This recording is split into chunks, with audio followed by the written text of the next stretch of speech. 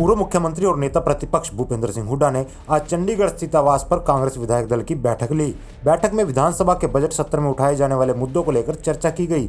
पत्रकारों को संबोधित करते हुए भूपेंद्र सिंह हुड्डा ने बताया कि कांग्रेस राज्यपाल अभिभाषण के बाद सरकार के खिलाफ अविश्वास प्रस्ताव लाएगी।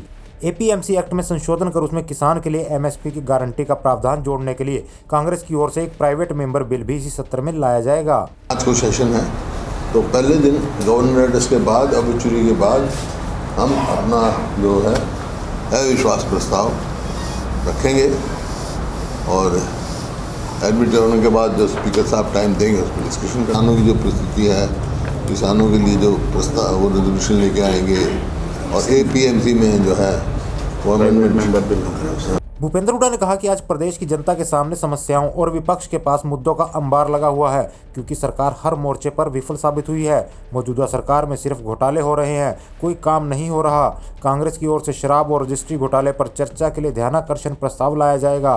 पीजीटी संस्कृत, टीजीटी इंग्लिश और ग्राम सचिव समेत एक के बाद एक भर्तियों के रद्द होने के मुद्दे को लेकर भी कांग्रेस प्रस्ताव लेकर आएगी। भर्तियों के पेपर लीक और बढ़ती बेरोजगारी से त्रस्त युवाओं के मुद्दे पर भी कांग्रेस सरकार से जवाब मांगेगी। लिकर पे है, लिकर स्कैम है, उसकी है, रजिस्ट्री वाले पर है, नौकरियां स्पोर्ट्स की हटा दी और दूसरी नौकरियां संस्कृत पीजीटी है, इंग्लिश टीजीटी है, बहुत सारे जो हैं नौकरियां हटा दी। 1.5 लाख के करीब नौकरियां खाली हैं, सैंक्शन पोस्ट हैं, तो सरकार ने मैंने काम नहीं किया और एडवर्टाइज करते हैं और विड्रॉ कर देते हैं।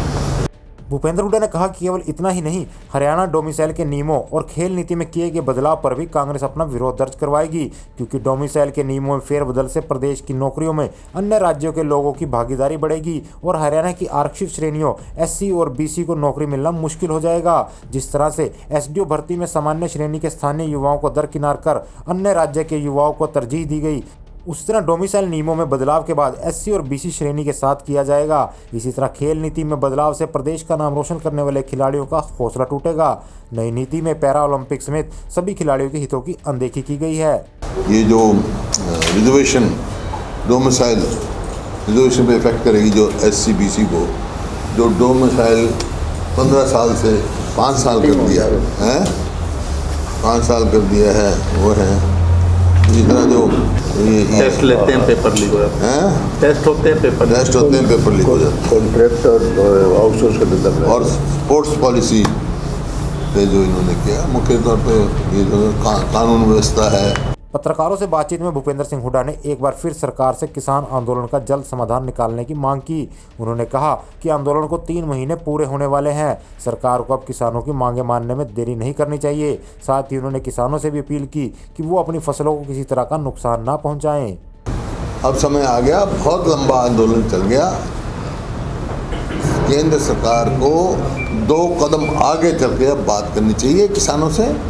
और कल प्रधानमंत्री का बयान भी मैंने पढ़ा है, कृषि मंत्री का भी पढ़ा है, उस तरफ सोच चल रही है। तो अब समय आ गया, बात करके इसका समाधान निकालें और किसानों की बात माने।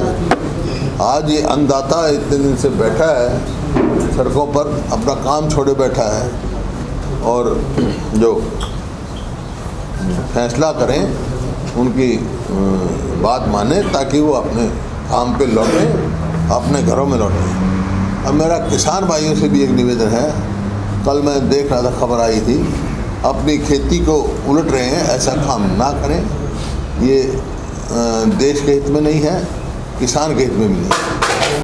हल्ला बोल हरियाणा।